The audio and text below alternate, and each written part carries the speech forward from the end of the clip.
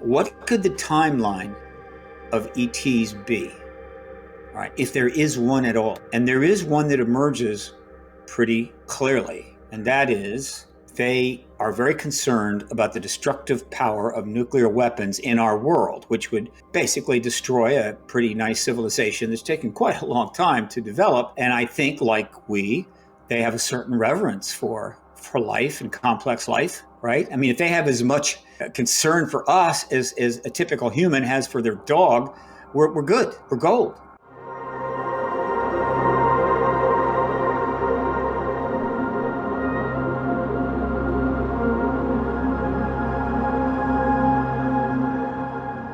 Welcome, everybody, to Cosmic Convergence. I'm John. I'm joined here with my brother and co-host, Christian Ramirez, and we're here today with the distinct honor and pleasure of interviewing Mr. Steve Bassett, who is a UFO political activist who has dedicated decades of his life to unraveling the mysteries surrounding unidentified aerial phenomena.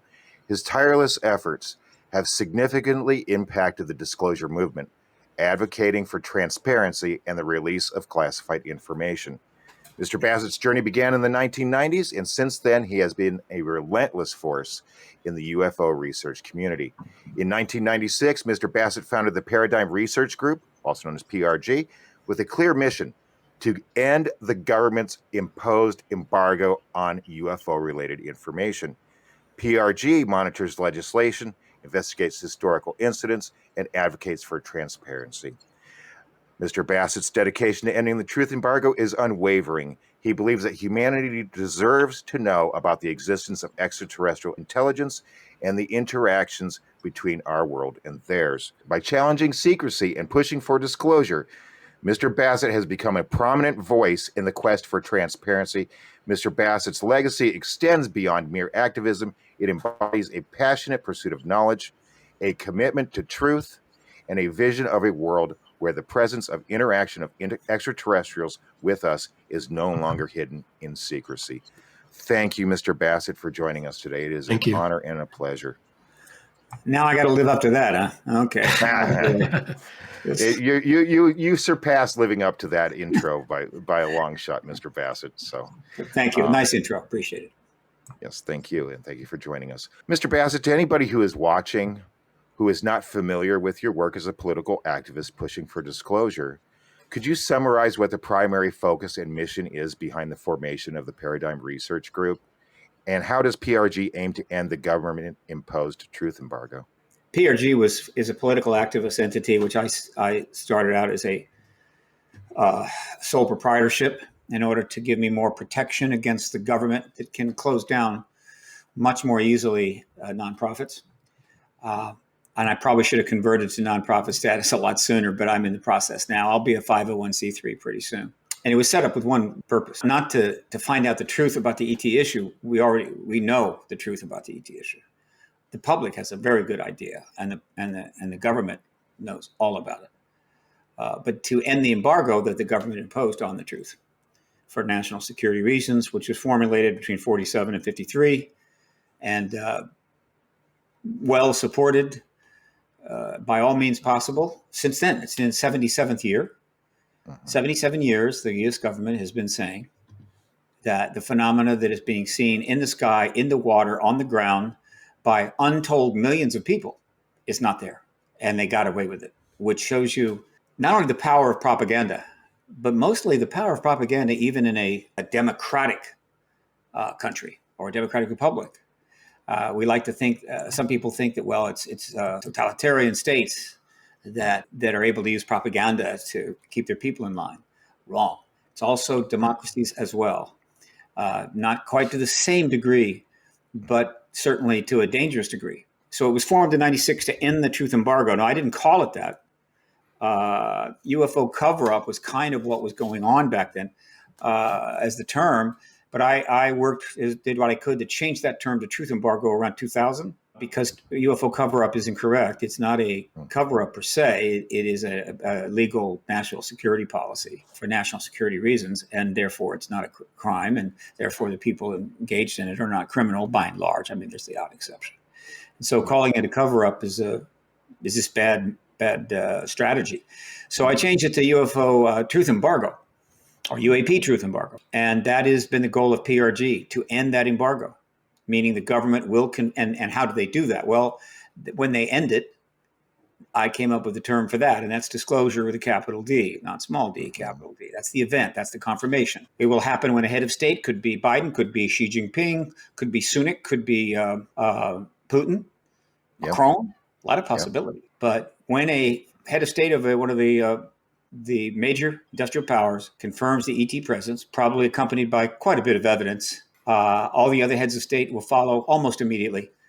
That is disclosure, capital D. It is the most important event in human history. It will be the greatest paradigm shift in human history. And it's still not here yet, but that has been the goal since 1996. So I'm 28 years in. I didn't think it would take this long, but history is a tough master, and it goes where it wants, like the tide. And so at some point, you have to go with the tide and hopefully get where you want to go. That's how ships sail around the world. So that's what I do. I'm a political activist, a truth advocate, a disclosure advocate. I am not a researcher. I'm not a contactee. I've never had a sighting. This is a political matter for me.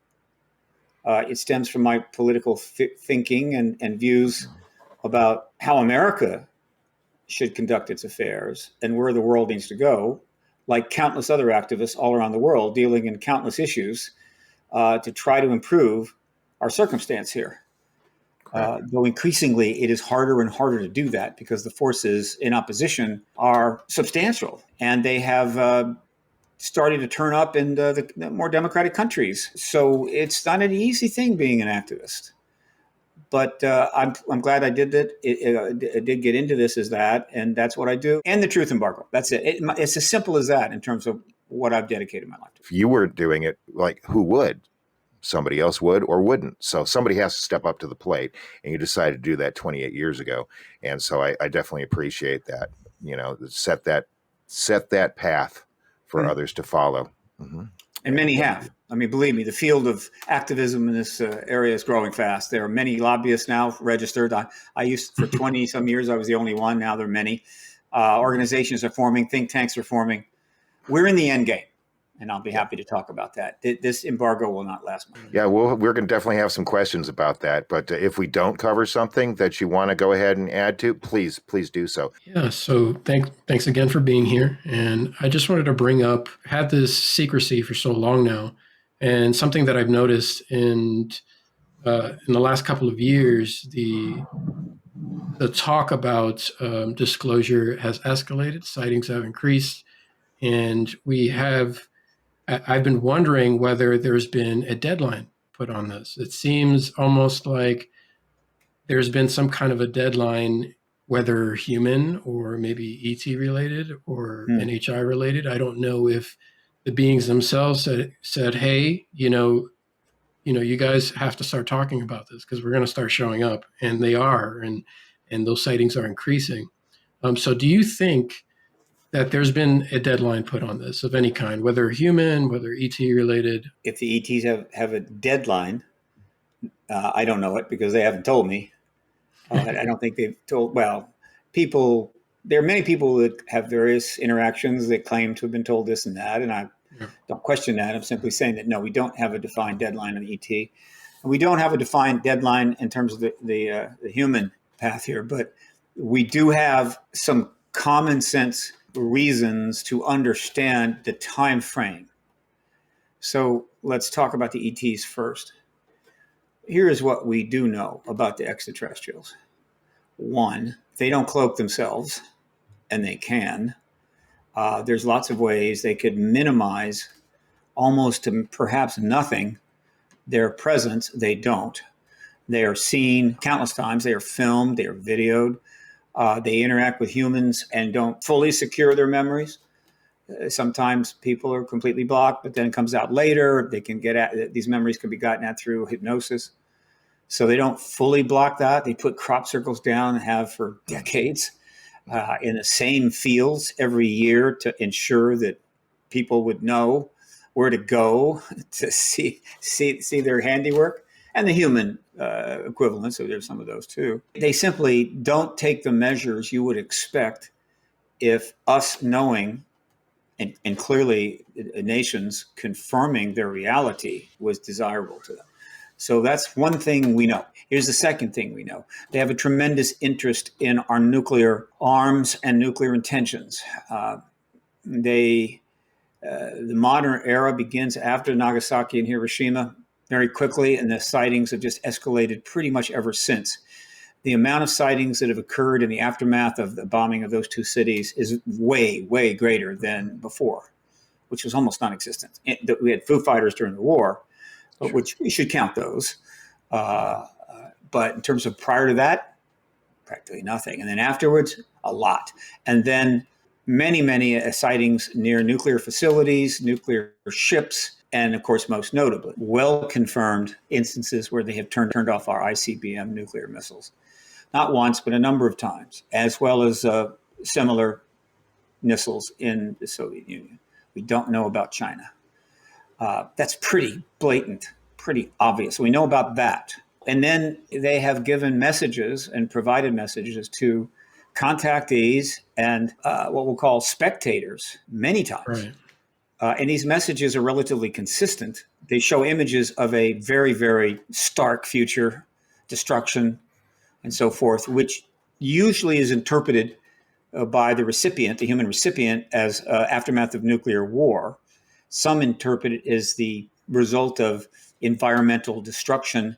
I can understand why they would interpret it that way, but while we are facing a lot of environmental turmoil, the kind of destruction that the environment can wreak on us, it's going to take some time.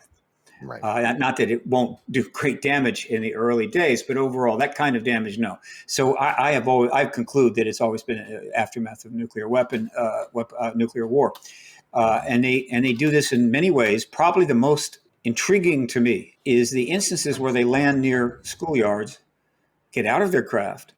Obviously, the kids, in most cases, are intrigued and they come running over, or maybe they invite them over, or give them a message. You've got to come over, and then they put into their heads these images of the future, Like the aerial school. Aerial school, Zimbabwe is one, Westall in Australia, but there have been more. There have been Part of a a number case in of Russia that have not been covered, and that's important research. But again, very expensive.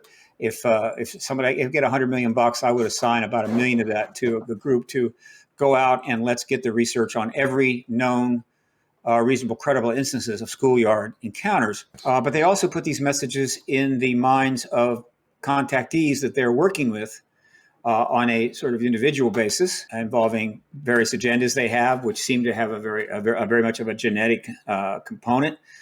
This is contact, abduction, whatever you want to call it. But they also, not always, but put messages in their head along the same line. So this is what we know about the ETs. Here's what we know about the humans. We are, as a species, very conflicted. We are capable of extraordinary acts of kindness and construction. And at the same time, we're capable of unbelievable acts of destruction and violence. We contain both at the same time. And unfortunately for us, while this is true, but perhaps not as stark as I'm going to present it, fortunately for us, the technological advancements of the 20th century and now into the 21st century created the ability for far, far more destruction. Technological advances of that same period have created for construction. In other words, we've learned how to build things a little better, and we've learned some little tricks about how to solve this problem or that problem, but that's just tiny compared to what we have learned about how to blow things up and how to use technology in all manners of destructive ways. And so this huge imbalance, this asymmetry, means that we're bipolar, but the evil side of our bipolarism is dominant. And so in the last 120 years, we have had two massive world wars, dozens and dozens of proxy wars, tens upon tens of millions, probably some in the range of 100 million plus people have died, the majority of which, look it up, are citizens. They're civilians. They're not military. Okay, you can find numbers in some of these wars where the number of military dead was 10,000, the number of civilian dead was 400,000, and so we're just unbelievably destructive. And we have now created weapons of unimaginable power. That's all in the last 120 years. So we know that about us. We have monitored this, we have documented it, and we are tracking, particularly the Bulletin of Atomic Scientists, are tracking the risk quotients on this, and the consensus is growing rapidly in the last 10 to 15 years that nuclear war, we're headed right toward it. It's no longer just probably can't happen, but almost certainly will happen. Nuclear war, we are on the doorstep of it. And we have been in that place so long that we have adapted to it. And it's like the Pompeians. They lived by that volcano for so long that when it finally started looking bad, they just went, let's get the vases and put them on the ground and, hang whatever. And then boom, it's gone and they're gone. It's exactly like that. And so I'm saying the volcano was about to erupt, folks, and you don't, unlike the Pompeians, have anywhere to go except the southern hemisphere, frankly, where you've got a decent shot.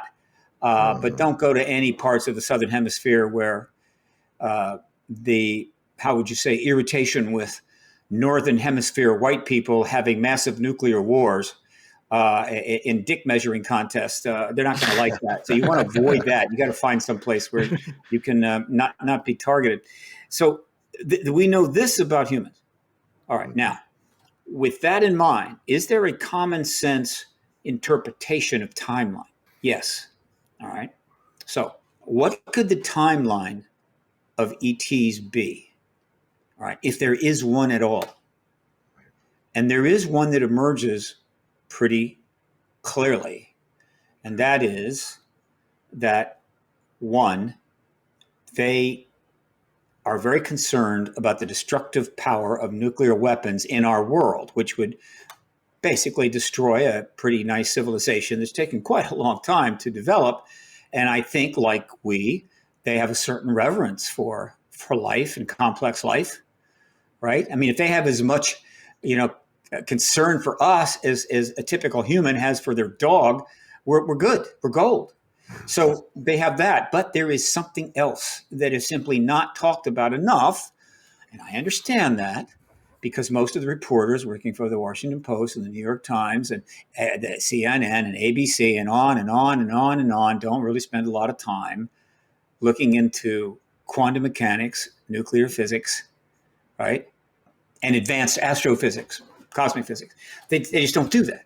And so they are not aware, by and large. And those that are, I think, simply they can't get anything published, right? But I don't want to hear that. Don't write that. Stick to your usual subject. They are not aware of how close we are to solving the star-to-star travel conundrum, which is essentially a relativity problem. The relativity theory, which is the current theory of space and time, which emerged not that long ago, the early 1900s, replacing essentially, though it's useful, Newtonian physics about space and time and moving around. It's not the ultimate explanation or understanding of this. And we are starting to figure out the way around it.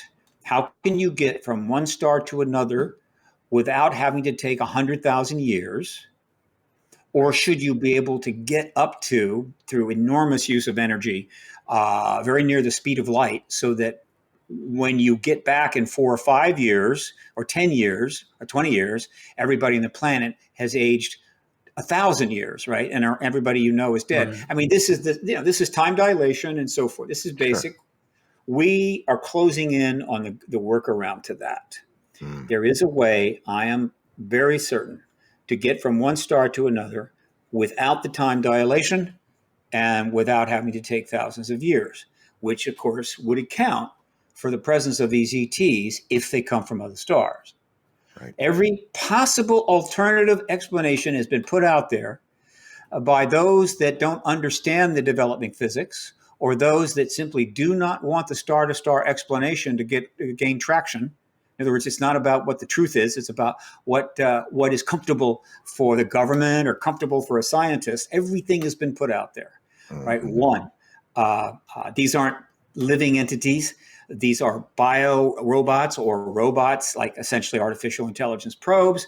They've been sent out. They've been traveling around the galaxy hundreds of thousands of years, and they found us. And so, but they're not living entities. They come from the future. They come from another dimension. They've been living in the inner earth all along. All of these explanations are simply to get around the fact that the idea of star-to-star travel upsets people, and particularly the government, because I think the government knows they're star-to-star because they have had access to ETs for some time. They have contactees that are happy to cooperate because they're working for the government under classified privilege. And so I think they know a great deal. And so if that is true, if we are getting close to star-to-star travel, like we eventually discovered nuclear physics, and then we eventually discovered quantum mechanics, and of course, relativity theory and all of that. If we're getting close to it, then they know exactly what we're going to do. This is common sense. That we are going to build starships, we are going to load them up with nukes and proton torpedoes, and we're going to go out where no man has gone before. And they are not that stupid to let that happen. And so the time frame for them, based upon my assessment and common sense, is that something is going to happen before we get that technology, before we can build those starships. That could be within 5 years, 10 years, 15, 20 years, but it's not that far out. And so at this point, their time frame is tight, but it's not tomorrow. Okay? Right. So that's their time frame. Now, let's talk about our time frame. Our time frame is simple. We either get disclosure, rethink our place in this universe, rethink our place on this planet, or we will have a nuclear war and we will have nothing but ashes. It will be over. There will be a southern hemisphere, very well degraded. Most of the world's people will ultimately die from a multiple of causes. Maybe 6 billion, 5, 6, maybe 7 billion. That's still a billion people, but not exactly happy people. No. And so we will go through hundreds of years, probably, of a very degraded state and huge loss, huge whatever. I mean, just a waste of it all. We are right there. So that's our time frame, right? In other words, say, look, let's don't have disclosure now. Let's see what happens. Well, I'm saying if nuclear war happens, what is the point of it? Right. So nuclear war is the time frame marker for us, and that is now, not 20 years from now or 10 years from now. It is now. We are living on the edge of the volcano. It's erupting. It's throwing gas out. You get the ground is shaking, right? So we have nowhere to go. So that's our time frame, and the activism and the basis for ending the truth embargo takes in both of those timeframes. I just want to say, for anyone who doesn't know this, we already had 2 captains come forward, Robert Salas and David Shinley, at the 2013 mock hearing that was held with former members of Congress. So if anyone hasn't seen that, I highly recommend go checking that out. You can see their testimonies for yourself. But I agree with you. And thank you for answering that question. And John? Some people feel that we're in the middle of a long-drawn, slow disclosure, and some people believe that the U.S. military intelligence complex will never come clean, while some want catastrophic disclosure. Is there a plan by the U.S. government to slowly release information in order for them to save face? Are events such as the congressional hearing in 2023 and the formation of the UAP caucus just a dog and pony show? Or are these examples of preparing us for disclosure and the end of the truth embargo? We're not in the middle of a slow disclosure. We're at the end of a 77-year slow disclosure. All right, that's point number one. If we want to compare Pompeii to the modern era, here's what we have to do. We have to show that the emperor of, or the emperor of Rome, or whoever the hell was running Rome, as well as the authorities in Pompeii, for years and decades, went to great lengths to convince the citizens of Pompeii there was no volcano there at all. It was just a mountain, no volcano, right? Just a mountain, totally dormant, nothing to see here. Move along. You don't need to know the truth about this. In other words, even though it was right there and everybody could see it, the government kept saying it's not there. That is the comparison to now. Right now, people say, "Well, that's ridiculous." I mean, obviously, there's a mountain there. Clearly, occasionally, bubbles, and so clearly, it's and no. That's what exactly the U.S. has done, and the other nations that have gone along with it. There's no volcano there, nothing to see. Move along. Great comparison. That's how insane this has been for 77 years. We are in the end times of the truth embargo. The slow process has run its course, and now we're in a rapidly developing disclosure process, capital D, that could crack open at any time. It has taken 7 years to get here, but more has happened in the last 7 years than in the previous 70. And I have a pretty good understanding of it. It's not done yet, and I can go into the various aspects of it that people need to sort of know as they try to decide when to, load up on champagne and hors d'oeuvres for the big end of truth embargo celebration. Please do. Please go into more detail. All right, here is where we are. The most recent development of note is that the Department of Defense, for reasons not fully understood, but ultimately it's somewhat obvious, we don't know the details, they made a decision I didn't think they had the balls to make. Well, I didn't think they were stupid enough to make it, but they did. And they made the decision to try to halt this 7-year process, which has just been building like a wave offshore. And then when it finally started getting close to shore, they began to look at it and go, crap, that's going to be 100 feet high. Let's stop that. We got to stop that, right? And so I guess they went down on the beach and they're waving their hand saying, go away, big wave, go away. That's what they're doing. And so they issued a Defense Department-backed AARO report, All Domain Anomaly Resolution Office study. They managed to get Dr. Kirkpatrick, who was the head of AARO for a while, to sign it and put it out as the 21st century version of the Condon Report of 1969. Essentially, we don't really have anything. We don't have anything indicating this. There's no fundamental truth here, and so forth. So that has just happened. It is not something I thought would happen. It is a curveball of sorts. It's a bit of a setback, but not much of a setback. And that happened on March the 8th. They were so blatant. There is a blatant arrogance to the military intelligence complex of all nations, where they have the power, they have the army, and they just do what they want, and they can be very blatant, but they usually try to be less transparent about it.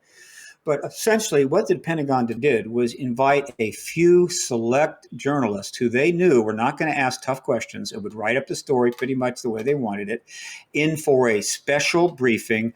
They gave them the briefing of the report, which was then released. Those fine journalists went back to their fine papers, the one I'm talking about, and wrote basic articles, which in no way challenged this absolute, complete, blatant lie.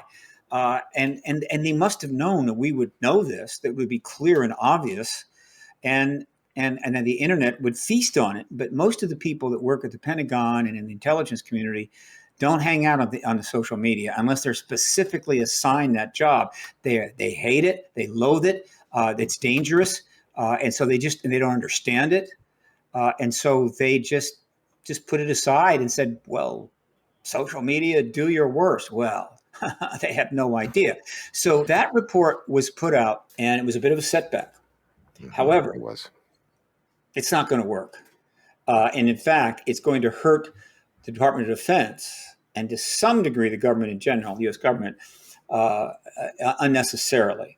As of that report's issuance on March 8th, many members of Congress, particularly of key committees like the Armed Services, the Intelligence Committee, possibly even the Oversight, possibly even Appropriations.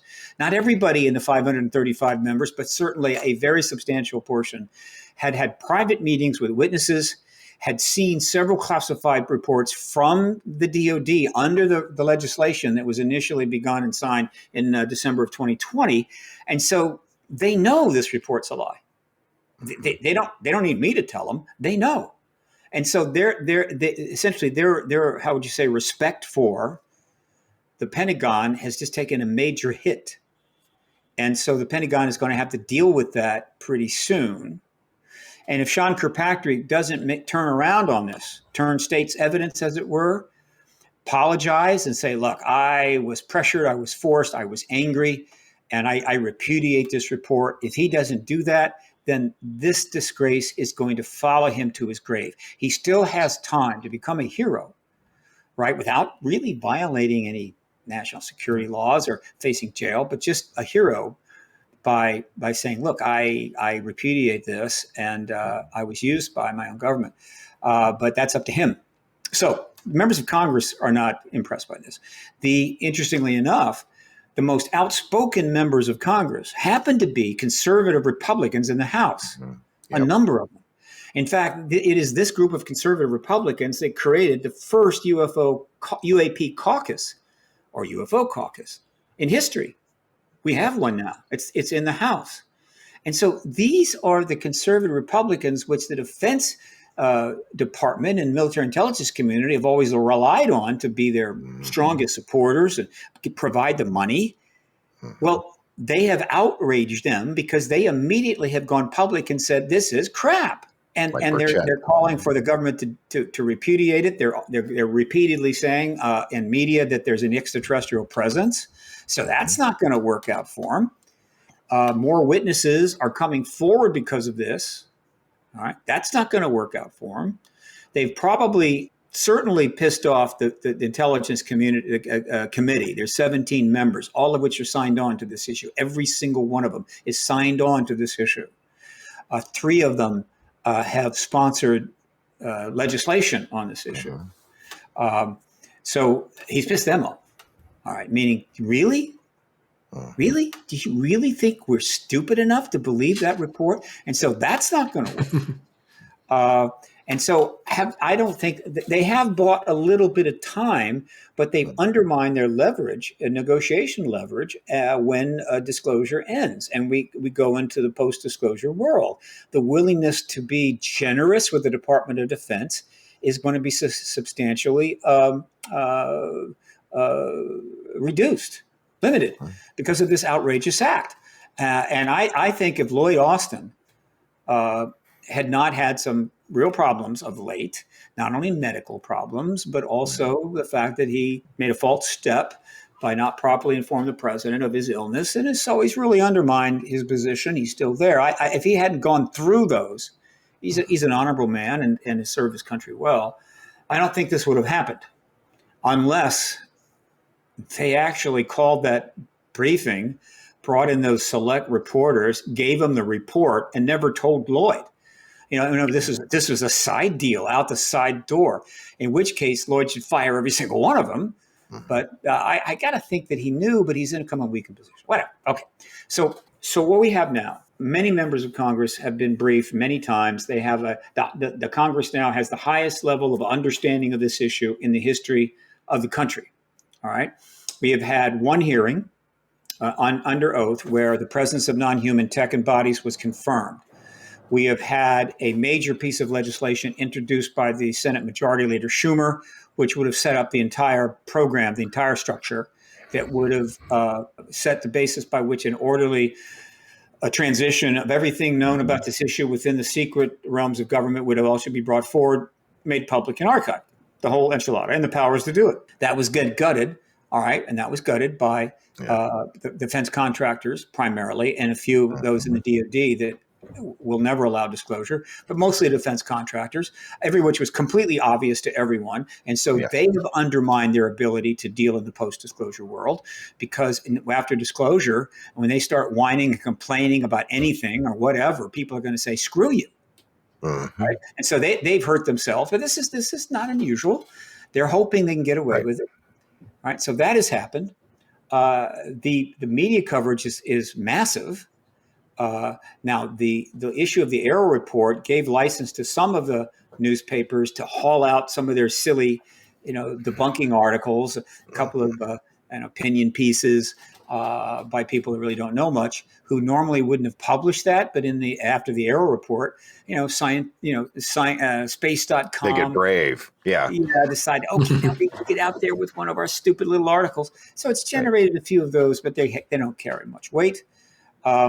But the coverage of this, of course, is substantial. The social media, of course, are just dissecting this awful report, and various people are coming forward and condemning it. Probably the most important rebuttal piece was by Chris Mellon in the debrief, where he basically takes it apart from beginning to end. I don't have that kind of patience. I just call it a bowl of crap. Right. But Chris Mellon went through it all and pointed out the obvious. And there's been more of that. So we're at that point. But here's where else we are. And this is just the nature of things. And it's also one of the reasons why we have this time frame that I mentioned earlier.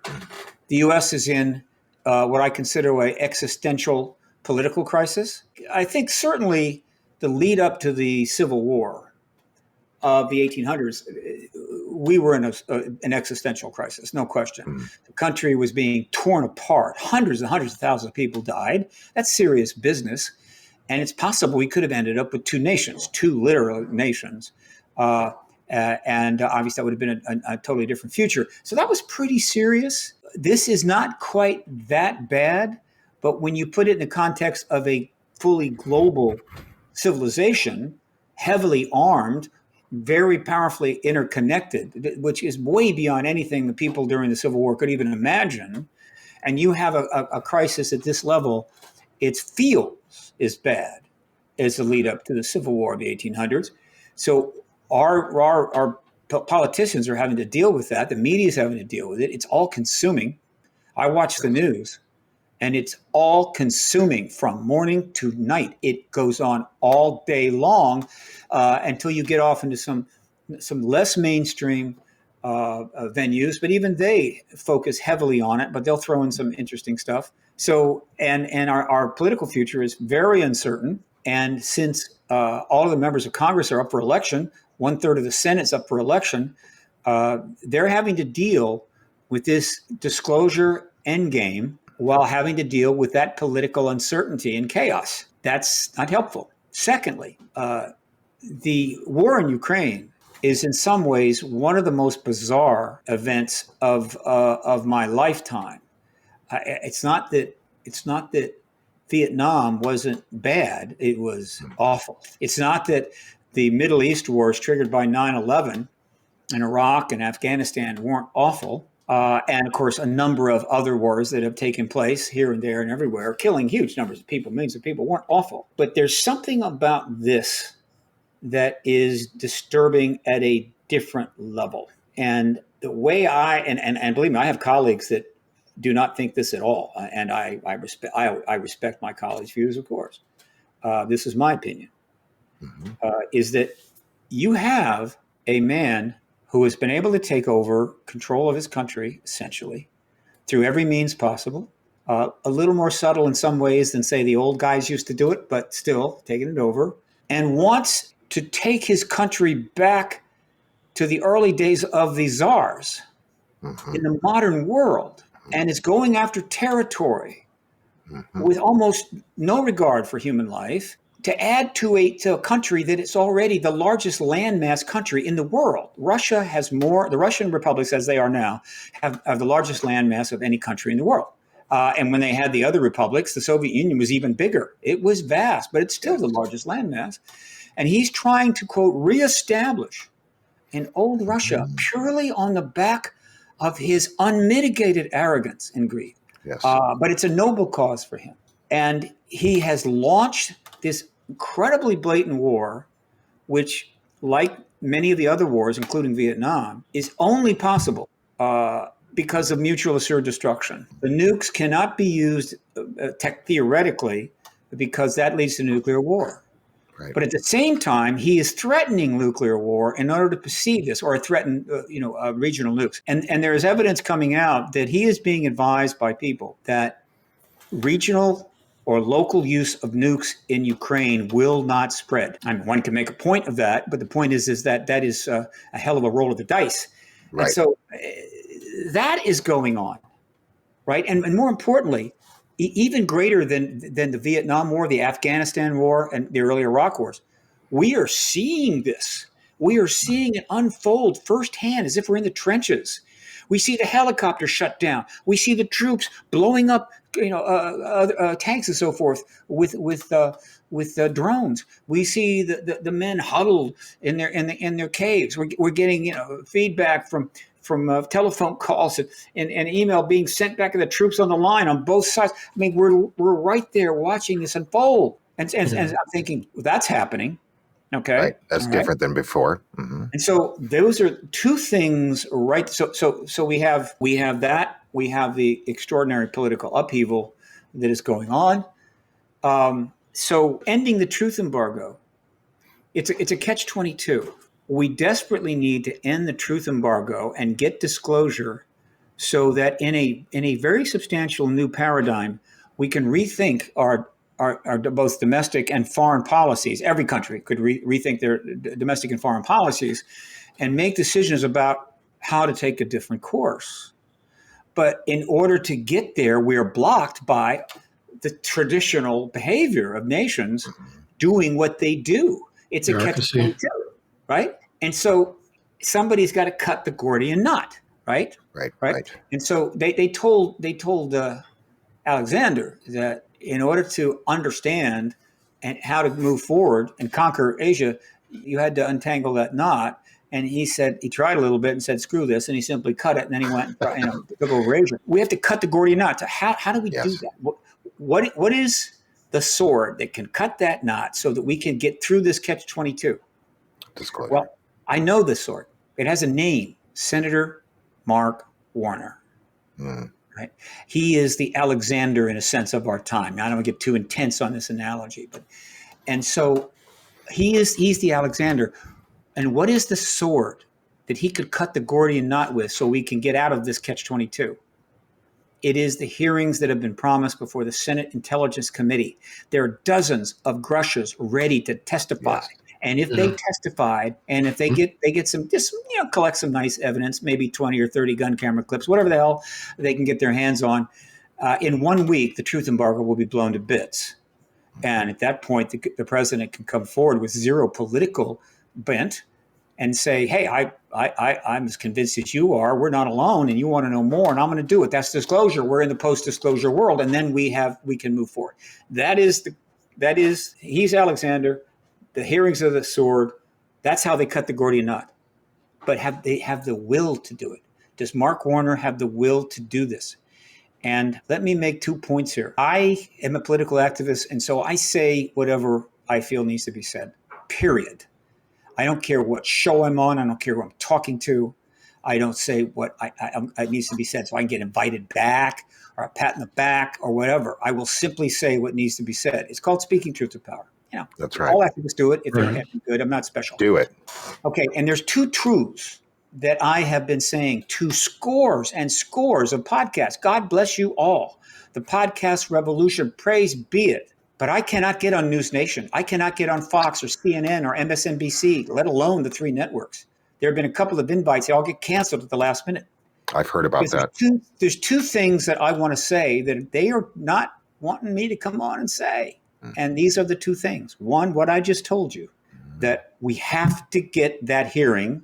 We've got to get it immediately. And Mark Warner has the power to do it. Nobody can stop him.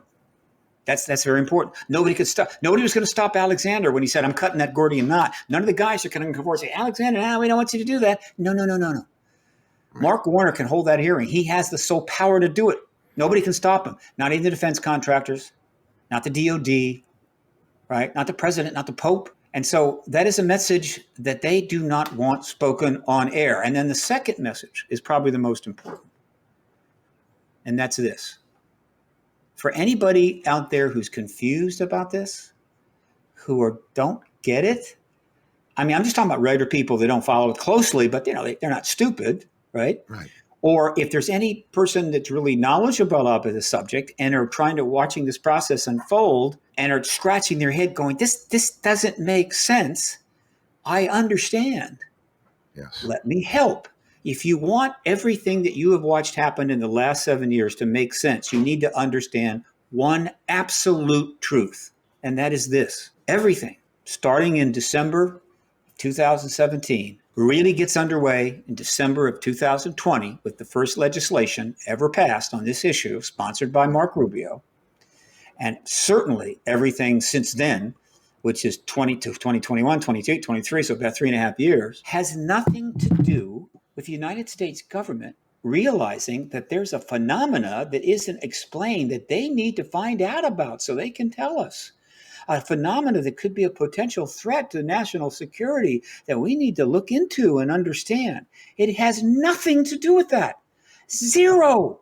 They already know. They have known for 77 years. And in those 7 decades, what they have known has grown to proportions I cannot imagine. They have spent billions of dollars on this subject. They have programs in places we don't even know there are places. And so it's not about learning about the phenomena. And yet all of this is happening. AARO is created, UAP task force is created, briefings are taking place, legislation is being passed. Then what is it about? It's not hard to figure out. It's really very, very simple. Some time ago, a threshold consensus, a consensus within the military intelligence complex, which is really where all this is housed, one way or the other, was arrived at where they realized the truth embargo was going to end. Its days were numbered, meaning this is going to end.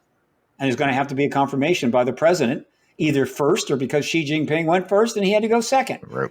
And they realized if that happens, where are we? What is going to be the circumstances in the United States if on a Monday, president or another head of state, because they're forced, it's a force majeure, has to go in front of the people and say, guess what? We're not alone. But none of this other stuff has happened. No legislation, no projects, no briefings, no nothing. It's just been just the same old stuff. On the next day, the day after disclosure, which is going to be the name of my book if I get it right, damn thing, but I have ADHD, I can't sit down long enough. The point is, the day after disclosure, untold numbers of journalists are going to be cramming every briefing room in Washington, D.C. and in every other defense and institutions within other nations with 10,000 questions. The people are going to be in uproar. The media is going to be going nuts. And the government's going to enormous pressure. What do you got? Why this? Why that? And they've got nothing. That would be chaotic and disorderly and destructive and really very irresponsible. Okay? In other words, they needed to be ready for that, not wait for it to happen. Right. Actually, that's what they were supposed to do with the pandemic, but they didn't do that. They just waited for it to happen, and they tried to deal with the chaos afterwards. And a lot of people had to pay the ultimate price for that. Governments are not perfect, and they're also incredibly dangerous. So they knew that they had to set all of this infrastructure up. You needed to have the department. You needed to have some funding. You needed to have the legislation. You needed to have the Congress up to speed. All of that. And plus the general public awareness increasing, because obviously the more articles have been written about this subject in the last 4 years than the previous 70. Right? Yeah. Okay. Well, not true, but certainly almost as many. So they needed to get that, but they had a problem. They had to set it all up, but they couldn't tell you why. They couldn't say, yeah, we're setting this up because the president's going to have to disclose pretty soon, because that kind of is disclosure. Right. And so what do you do? It's another catch-22. How do you deal with that? Simple. You use all your skills that you've honed for these decades, and you lie your way to disclosure. You misrepresent what you're doing. You resist going outside the lines. You don't get into this area. You don't get into that area. Use your language carefully. Just move it forward. Get the media a little more involved. Get the Congress involved. Keep them on board and get where you got to go. And then when disclosure takes place, okay, now we're good. By and large, they've gotten away with that in a sense, but not fully. Social media was not going to allow that. And so obviously social media was constantly questioning and pressuring this process and going, what? That doesn't make sense. What about this? What about that? And just giving them a hard time. But that wasn't my decision. That was not my course. Essentially, my thinking was simple. The truth embargo must end. We must have this structure in place. We need to be ready for it. So it'll be constructive and responsible and beneficial as possible. All right. And therefore, this has to be done. And so I'm perfectly comfortable with the government misrepresenting all of this for all of these last 7 years, certainly last 4 or 5, in order to get this stuff set up for disclosure. However, I'm not comfortable with the public not knowing that. Now, you may say, well, wait a minute. You're spilling the beans here, right? You're ruining it for the government. You're telling people what's going on. They're really not telling the truth in order to get to the truth. And isn't that making it harder? Mm-hmm. I don't think so. Here's why. The government's been lying on this subject for 77 years, the most blatant lie any government has ever done. It's off the chart. Nothing like it has ever happened. It's undermined trust in government down to the core. Amongst many other things, trust in government is eroded to the point we are constantly on the brink of substantial disruption and dysfunction, and we can't get anything done. It's fundamentally a truth problem. To me, to the extent that as many people in the United States know what is going on, that this is basically a lie to get out from under a much bigger lie and get into the truth world, Right. it makes it authentic. They can understand that. They get, okay, I get it, right? I see what you're doing. I understand, all right? As long as we get to disclosure and we finally get the truth and we start learning about the subject and you get out of this lying stuff and get into the truth business post-disclosure, that's a huge blessing for the United States. That takes us to another place. It's going to be less disruptive. It's going to be more satisfying. And it's going to be more authentic. In other words, it's okay to lie for good purpose as long as the people know you're lying. And you say, well, wait a minute. Again, if people know that they're lying, they're going to get all upset. They're going to be beating the drum and mark. No, they're not. People have not been given a sense of what's going on. And you don't have that additional authenticity is why some numbskulls in the Pentagon thought they could create the Arrow report, put that out there, and it would do anything positive for the nation, right? And so I'm saying, hey, what your approach ain't working, folks. All right, so let's just be honest with the American people. We can't tell you the full truth. Right? I'm not saying that they're going to say this. Right? They're not going to say this. I'm not asking them to. But I'm saying if you're the media, that's a different matter. I don't expect the Pentagon to bring me down there to give some presentation to the Pentagon about this. No, but I think the media can do that. I think the media who has been servicing this lie in one way or another, violating all manner of protocols considered central to journalism in America, which is the number one most important thing in terms of keeping a democracy together. And that's the ability to speak, to tell the truth to the American people from an independent third-party source, which is what journalism is. That journalism is, that's going to ruin everything. No, it's not. No, it's not. It's going to make them look more authentic. And so if somebody goes on CNN and says this, I don't expect the CNN executives to immediately write opinion pieces the next day saying, oh, yeah, that's righteous. But they have simply allowed it to be said. All right. And the sooner the larger mainstream entities, the Times and the Post and the three major networks and a number of other substantial journalistic entities start to go authentic on this issue, not just dabbling at it. Believe me, they've written plenty of good stuff lately. They've written tons of articles. They don't investigate because that's verboten, but still. But that's okay. The sooner they go authentic on this, in that regard, the more understanding people are going to be when disclosure comes. And a lot of people are going to these publishers and saying, did your paper really miss this for 70 years? Right. Did you get this wrong for 7 decades? You didn't know? Right? All your past publishers like Katharine Graham, who had a birthday party given to her and held at the CIA headquarters, right? Or the current publisher of the Washington Post, whose other company has multi-$100 million deals with the CIA. Did that have anything to do with the fact that you didn't get this? They have a certain amount of time to show a righteous regard for the truth public to know. And if they don't, then they will pay a price. Yes. Because post-disclosure, a lot of very sharp people are going to start writing some very sharp articles about how American journalism failed the American people in so many ways. And they're going to go back to a lot of stuff. They're not just going to focus on the ET issue. They're going to go back to the Vietnam War and the Iraq War and on and on and on and saying, you guys are worse than a damn. You have certain tenets of behavior that are well known. You've violated them all. You've served the state, and millions of people have died because you don't do your goddamn job. They're going to be culpability. They have a limited amount of time to get on the disclosure train and get righteous, because the issue is so big that post-disclosure, I believe, a lot of people will be generous and say, look, You failed us on so many times in the past, and so many people have paid a terrible price. But you got this right. If you'll stay on that track going forward and refuse to serve the state, but serve us, then we're with you. And we'll even subscribe to your online. Right. Think of all the potential customers. Yes.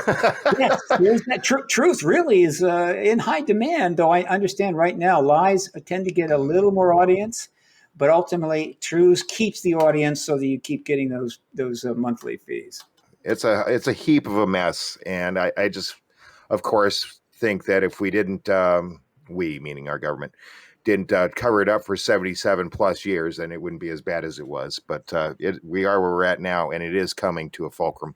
It is coming to a point to where there's the deniability is pretty much almost dead. I mean, they can continue to try to beat this dead horse, but we're becoming more wise to it. And as far as social media goes, I mean, it's kind of like the true champion of getting the information out where the major news media corporations aren't. And I think that's kind of been having a little bit of backlash on things like TikTok and stuff. But I'm not going to get into that. My own personal. Well, it's a huge thing. It has its upsides, ups and downs. It's not without flaws. But the simple truth is, and this is enough.